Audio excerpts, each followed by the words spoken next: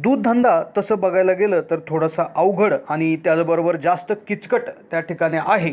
कारण की मित्रांनो, याच्यामध्ये जर यशस्वी व्हायचं असेल, नफा कमवायचा असेल तर मित्रांनो बऱ्याचशा गोष्टींचं नियोजन याच्यामध्ये करावं लागत असतं. तर मग मित्रांनो, बऱ्याच वेळा दुधाचे भाव कमी होतात, खाद्याचे दर वाढतात, वेळेवर पाऊस न आल्यामुळे हिरवा चारा त्या ठिकाणी उपलब्ध होत नाही, कोरड्या चाऱ्याची उपलब्धता त्या ठिकाणी नसतात. तर अशा अनेक अडचणी त्याच्या मागे त्या ठिकाणी येत असतात. किंवा यानंतर सगळ्यात मोठी जी अडचण येते ती म्हणजे गायींचं आरोग्य किंवा म्हशींचं आरोग्य, वेळोवेळी आजारी पडणे वगैरे अशा गोष्टी त्या ठिकाणी होत असतात.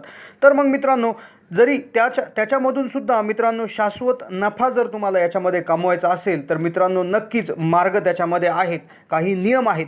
ते जर मित्रांनो तुम्ही काटेकोरपणे पाळले तर नक्कीच तुम्हाला कायम नफा तुमच्या दूध धंद्यामध्ये होईल, अशी या ठिकाणी मी खात्री त्या ठिकाणी देत आहे मित्रांनो. त्यामुळेच मी या व्हिडिओच्या माध्यमातून तुम्हाला 7 अशी नियम त्या ठिकाणी सांगितलेले आहेत की मित्रांनो ते जर तुम्ही तुमच्या चालू दूध धंद्यात जर वापरले तर मित्रांनो नक्कीच तुम्हाला तुमचा दूध धंदा कितीही तोट्यात असू द्या किंवा किती दुधाचा भाव असू द्या, ते तुम्हाला नफ्यात येण्यापासून कुणीही रोखू शकत नाही. मित्रांनो, तुम्ही जर या चॅनलवर नवीन असाल तर अशाच दर्जेदार व्हिडिओसाठी या चॅनलला सबस्क्राईब करा आणि घंटीचं बटन दाबा.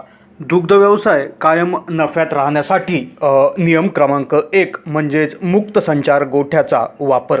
मित्रांनो, एका वाक्यात जर सांगायला गेलं तर मुक्त संचार गोठा हा असा गोठा आहे जो जनावरांबरोबरच मालकाला सुद्धा मुक्त करत असतो. मग मित्रांनो, जसा तो गाई म्हशींना त्यांच्या स्वातंत्र्य त्या ठिकाणी देत असतो, मुक्तपणा देत असतो, कुठल्या प्रकारची बांधवणूक नाही, पाहिजे त्या वेळेला पाणी पिता येते, पाहिजे त्या वेळेला जाऊन अन्न त्या ठिकाणी खाता येते, तसंच मित्रांनो तो मालकाला खर्चापासून आणि जास्तीच्या कष्टापासून सुद्धा त्या ठिकाणी मुक्तता देत असतो. मग मित्रांनो, जसं की आपल्याला माहिती आहे की पारंपरिक गोठ्यामध्ये मालकाला जनावरांची जागा बदलणे, त्यानंतर खरारा करणे, त्याचबरोबर शेण काढणे, पाणी पाजणे, वैरण टाकणे इत्यादी गोष्टींसाठी आपल्याला माणसं त्या ठिकाणी ठेवावी लागतात किंवा स्वतःलाही कष्ट करावं लागतात.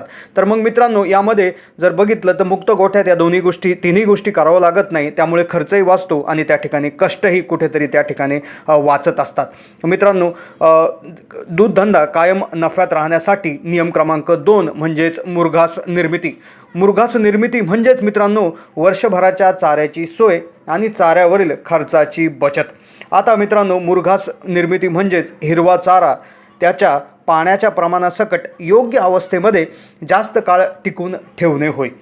आता एकच पीक घेऊन वर्षभरासाठी हिरवा चारा जर हवा असेल तर त्या पिकापासून मुरघास बनवणे म्हणजेच तुमचा दूधधंदा यशस्वी करणे होय.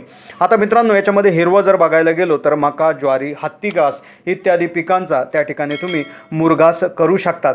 आणि मुरघासाची एक जमेची बाजू अशी असते की मित्रांनो, याची गोड आंबट चव साधारणपणे जनावरांना अतिशय आवडते, त्याच्यामुळे कधीही मुरघास उष्टा राहिला त्या ठिकाणी बघायला फारच कमी वेळा त्या ठिकाणी मिळतो. दूध धंदा कायम नफ्यात राहण्यासाठी नियम क्रमांक 3 म्हणजेच जातिवंत गाय निर्मिती. म्हणजेच मित्रांनो भरपूर दुधाची निर्मिती आणि सुलभ प्रजनन व्यवस्था. मित्रांनो, जातिवंत गायी निर्मिती करत असताना सर्व अचूक रेतन नोंदी ठेवून योग्य पैदास धोरण राबवणे अत्यंत महत्त्वाचे असते.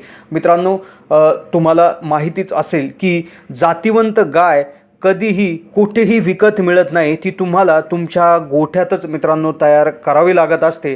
त्यामुळेच मित्रांनो, तुम्ही तुमच्या गोठ्यामध्येच गोपैदास धोरण त्या ठिकाणी वापरून अगदी व्यवस्थित रेतन करून त्याच्या नोंदी ठेवून वेळेवर गाय वयात आल्यानंतरच रेतन करून इत्यादी गोष्टींची काळजी घेऊन तुम्ही जातिवंत गाय तुमच्या गोठ्यातच तयार करायला पाहिजे. मित्रांनो, थोडासा काळ जाईल पण मित्रांनो नक्कीच जास्त दूध देणारी, निरोगी, कमी आजारी पडणारी आणि सुदृढ गाय तुम्ही तुमच्या गोठ्यात नक्कीच कमी पैशात त्या ठिकाणी तयार करू शकता. आता याच्यामध्ये एक घ्यायची सगळ्यात मोठी काळजी म्हणजेच मित्रांनो, जर एका वळूचं वीर्य एखाद्या गाईला जर दिलं तर तिच्यापासून होणाऱ्या कालवडीला त्या सेम वळूचं त्या ठिकाणी वीर्य त्या ठिकाणी गेलं नाही पाहिजे. कारण की मित्रांनो, त्यानंतर बऱ्याच वेळा तिची जी काही टक्केवारी असते तर ती टक्केवारी घटून संकरितपण तिचं कमी होऊन जात असतं. तर मित्रांनो, यासाठी नोंदी ठेवणं अतिशय महत्त्वाचं आहे.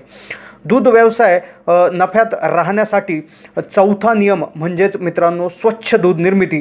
आता स्वच्छ दूध निर्मिती जर बघायला गेलं तर यामुळे दुधाला दमदार दर त्या ठिकाणी मिळून जातो.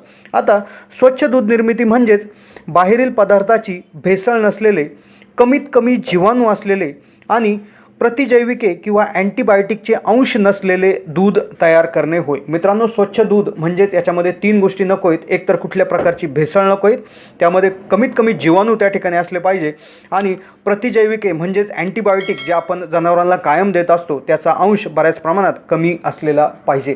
मित्रांनो, भारतामध्ये जर आपण बघितलं तर गायीच्या कासेतील जंतूंची संख्या अतिशय कमी असते. मित्रांनो, जेव्हा दूध कासेत असतं तर त्यावेळेस अगदी 9,000 प्रति मिली इतके कमी त्या ठिकाणी जीवाणू असतात. त्यानंतर 1 तास झाल्यानंतर त्यांची संख्या अगदी 1 करोड प्रति मिली इतकी त्या ठिकाणी जात असते. त्यामुळे आपल्याला स्वच्छतेच्या संबंधित काही नियम पाळणं अगदी गरजेचं आहे. आणि मित्रांनो, ही स्वच्छ दूध निर्मिती जर केली तर मित्रांनो बऱ्याच वेळा ऑर्गॅनिक दूध म्हणून सुद्धा ते तुमचं उत्पादन पुढे जाऊ शकतं आणि त्याला दर चांगला मिळू शकतो. ऑर्गॅनिक दुधाच्या बाबतीत तुम्ही माझा व्हिडिओ या चॅनलवर जाऊन बघू शकता किंवा या व्हिडिओच्या शेवटी मी त्याची फोटो दिला असेल. मित्रांनो, दूध व्यवसाय फायद्यात राहण्यासाठी नियम क्रमांक 5 म्हणजेच प्रतिरोधात्मक उपाय आणि लसीकरण. मित्रांनो, आजार आपल्याला माहिती आहे, जनावरांना कायम कुठले आजार होतात. तर मित्रांनो, सगळेच आजार नाही, पण मित्रांनो दगडी किंवा मस्टायटिस असा हा अत्यंत गंभीर असा आजार आहे आणि त्यामुळे मित्रांनो बऱ्याच वेळा आपली गाय मरतूक होते आणि मित्रांनो बऱ्याच वेळा आपलं पशुधन त्या ठिकाणी मरून जाऊ शकतं आणि जे काय लावलेलं भांडवल आहे, जी आपली काय आशा आहे, तर ती संपून जाऊन बऱ्याच वेळा तो धंदाही बंद करावा लागतो. तर मग मित्रांनो, त्यासाठी दर 3 महिन्यांनी आपण डिवॉर्मिंग किंवा जंत निर्मूलन त्या ठिकाणी केलं पाहिजे. नवजात वासरांचं जंत निर्मूलन प्रत्येक महिन्याला पहिले 6 महिने त्या ठिकाणी करावे. त्याचबरोबर दगडीची त्या ठिकाणी किंवा मस्टायटिसची टेस्ट म्हणजेच CMT किट वापरून तिची टेस्ट तुम्ही करावी, जेणेकरून तुम्हाला सुप्त अवस्थेतील दगडी किंवा मस्टायटिस ओळखून तुम्ही भयंकर दगडीला त्या ठिकाणी आळा घालू शकता. त्याचबरोबर बायोसिक्युरिटी स्प्रे दर 6 महिन्यांनी घ्यावा आणि गोचिड आणि माशा निर्मूलन जसे गरज पडेल त्या प्रमाणात त्यांचं निर्मूलन त्या ठिकाणी करून घ्यायचं आहे. त्यानंतर मित्रांनो, दूध व्यवसाय नफ्यात येण्यासाठी नियम क्रमांक 6 म्हणजेच स्वच्छ आणि निरोगी गोठा ठेवणे. म्हणजेच एका दृष्टीने मित्रांनो गायींना तणावापासून मुक्तता. आता स्वच्छ आणि निरोगी गोठा जर असेल तर मित्रांनो त्यामध्ये आपल्या जर गायी म्हशी जर असतील तर त्या बऱ्याच कमी वेळा त्या ठिकाणी आजारी पडतात.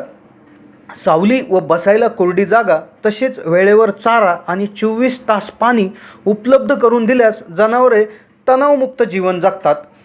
त्याचबरोबर जर जनावरे जर तणावमुक्त असतील तर मित्रांनो आता हे तसं बघायला गेलं तर हा मुक्त संचार गोठ्याचा फायदा आहे. जनावर तणावमुक्त राहण्यामध्ये तुमचे 2 फायदे त्या ठिकाणी होत असतात. पहिला फायदा म्हणजे दुधात वाढ आणि दुसरा फायदा म्हणजे वेळेवर माज दाखवणे, त्यानंतर माजाची लक्षणे वेळेवरच दाखवणे. त्यानंतर मित्रांनो, दूध व्यवसाय फायद्यात किंवा नफ्यात येण्यासाठी नियम क्रमांक 7 म्हणजेच नोंद वही किंवा नोंदी ठेवणे. आता मित्रांनो, तुमच्या दूध व्यवसाय करत असताना बरेचसे निर्णय त्या ठिकाणी घ्यायचे असतात किंवा म्हणजेच मित्रांनो निर्णय घेणे म्हणजे काय की गायी भरणे, नवीन गाय विकत घेणे, कालवड विकत घेणे इत्यादी गोष्टी त्या ठिकाणी करावं लागत असतात किंवा त्याचबरोबर गोठा वाढवणे इत्यादी निर्णय त्याच्यासाठी तुम्हाला जुना इतिहासातील त्या ठिकाणी माहिती तुमच्यासाठी पाहिजे. मग जसं की तुमचा नफा तोटाचा हिशोब तुमच्याकडे पाहिजे, उत्पन्न किती होतं आहे, खर्च किती, चारा, दूध, कामगार, रेतन तारीख, डिवॉर्मिंगची तारीख, गायीचे वजन, जन्ममृत्यू झाल्यास त्याची तारीख, खरेदी विक्रीचा व्यवहार तारीख, आजार, औषध उपचार इत्यादी नोंदी त्या ठिकाणी तुम्ही त्या ठेवायला पाहिजे, जेणेकरून तुम्हाला पुढच्या वेळेस काही निर्णय घ्यायचे असतील तर तुम्ही पाठीमागच्या महिन्यात किंवा पाठीमागच्या वर्षातील थोडासा अंदाज घेऊ शकता की हा निर्णय आपण पाठीमागच्या वेळेस असा घेतला होता तर आता थोडासा वेगळ्या पद्धतीने घेऊ, जेणेकरून थोडीशी आपल्याला बरकत त्या ठिकाणी येऊ शकते. तर मित्रांनो, हे होते